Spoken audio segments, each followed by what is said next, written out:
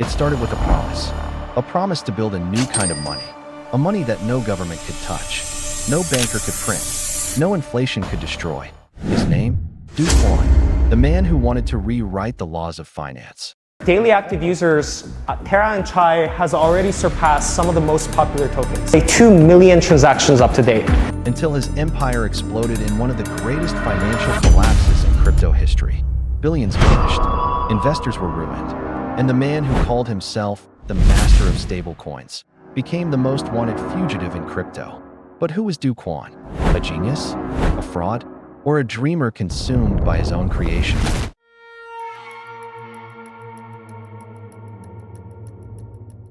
Seoul, South Korea. In a quiet suburb of Seoul, a young coder sat alone in front of a glowing monitor. While other kids dreamed of corporate jobs, Do Kwon dreamed of something else: freedom. He was obsessed with systems, logic, control, elegance. At just 18, he could bend code like language. By 22, he graduated from Stanford University, surrounded by the brightest minds in tech. He'd interned at Microsoft and Apple, but he didn't care about climbing ladders. He wanted to build ladders for others to climb. And in 2016, he returned to Korea with one vision: to make money truly free. That dream would soon take shape in a project called Terra, a blockchain designed not just to hold value, but to recreate an entire economy.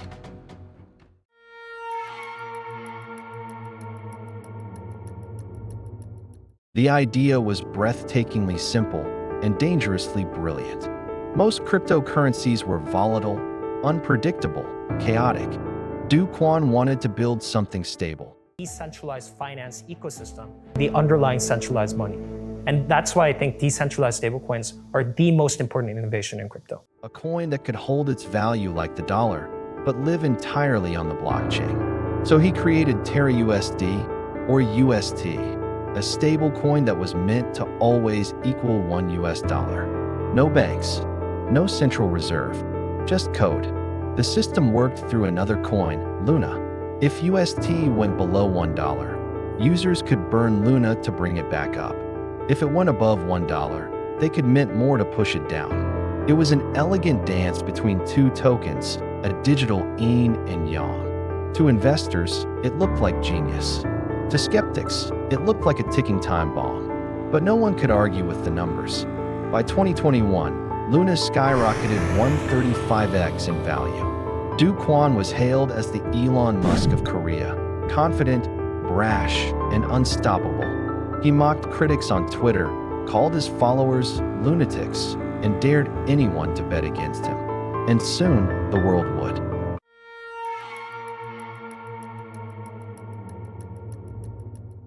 At its peak, Terra was worth $60 billion. That's more than some countries' GDP. Venture capitalists poured in money. Celebrities endorsed it. Ordinary people staked their life savings into the Anchor protocol, a platform promising 20% interest per year. It sounded impossible, because it was. Behind the scenes, Terra's stability depended on constant belief. A perfect illusion that UST would always stay at $1. But belief is fragile, and all it takes is one crack. In May 2022, that crack appeared. UST slipped from $1 to 99 cents, then 98 cents, then 80 cents. Investors panicked. Billions were pulled out overnight. The algorithm couldn't keep up. Luna's price collapsed from $1.80 to less than 1 cent. In days, $45 billion in value disappeared. Families lost savings. Startups went bankrupt. Lives were shattered. The dream of decentralized stability was gone. And so was Do Kwon.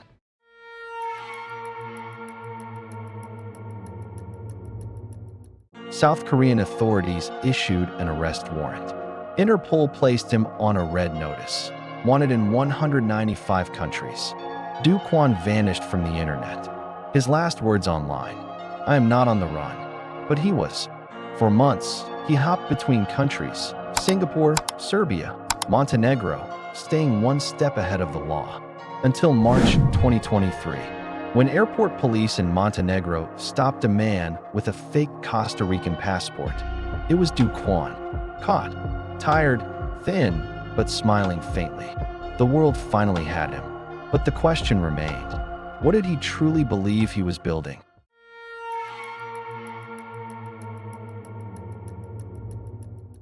To understand Do Kwon, you have to understand faith. Faith that the world can be changed by code. Faith that markets can be tamed by logic. Faith that human greed can be mathematically controlled. Do Kwon believed in numbers more than people. He once said, "Confidence is what backs currency. Not gold, not paper, just belief." And that belief was his ultimate weapon and his ultimate curse. Because in crypto, belief is a bubble. It grows as long as people trust it and dies the moment they don't. Do Kwon wasn't the first to learn that lesson, but he might be the one who paid the highest price.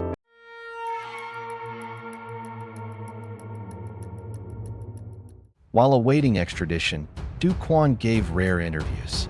He wasn't angry. He wasn't broken. He was reflective. He said, "My confidence was arrogance. I believed I could bend the markets well. I was wrong." Behind that confession lies a bigger truth, that the line between visionary and villain is razor thin. Every empire starts as an idea. Every fraud starts as a dream. And when the dream grows faster than reality can support, collapse is inevitable. Do Kwon didn't just lose billions. He lost his identity. The hero turned exile. The genius turned ghost. But his story is not just about greed or failure. It's about something deeper. The human hunger for control in a world that can't be controlled.